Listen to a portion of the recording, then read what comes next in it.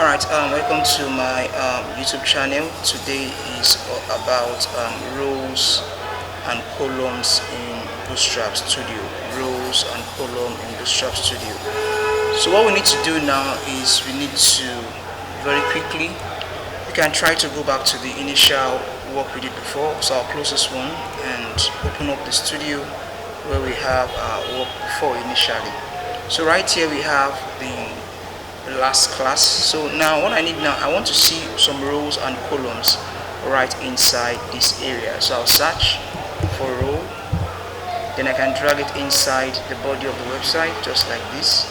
Okay, then also I can search for columns, or I can select the suggestions that Bootstrap Studio is trying to give to us. So I'll drag the column inside the row just like this. So I have one empty column, and also I can right click on this column now and choose duplicate.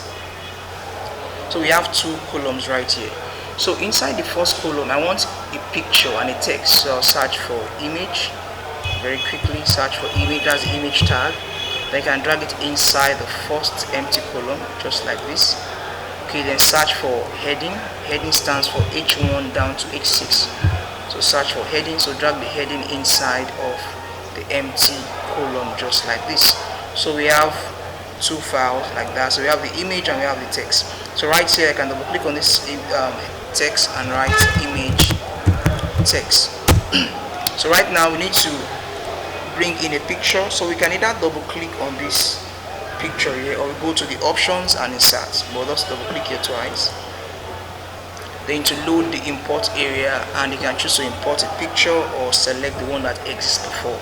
I'll just click on this one. You can import to import a new one. We select the existing one that we have before and we click OK, just like that. So right now the image is looking so big or large in size, so we can go to the options while the image is selected on the overview. Go back to options and you can give it a width of, let's say, 140 px, then a height of 140 px, 140 px also, then style, border radius rounded. So this is how you can create rows and columns. But what I need now is I want to make sure that the image and the text are floating side by side.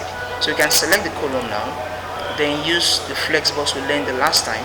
So go to options, then locate flexbox, click on this icon, flex container flex, then direction.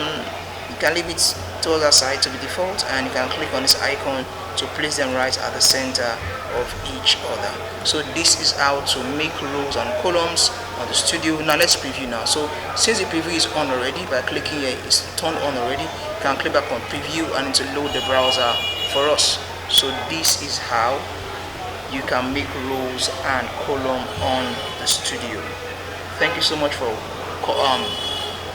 your previous participation on the page.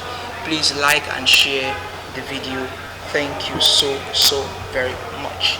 See you later on another video. Bye bye.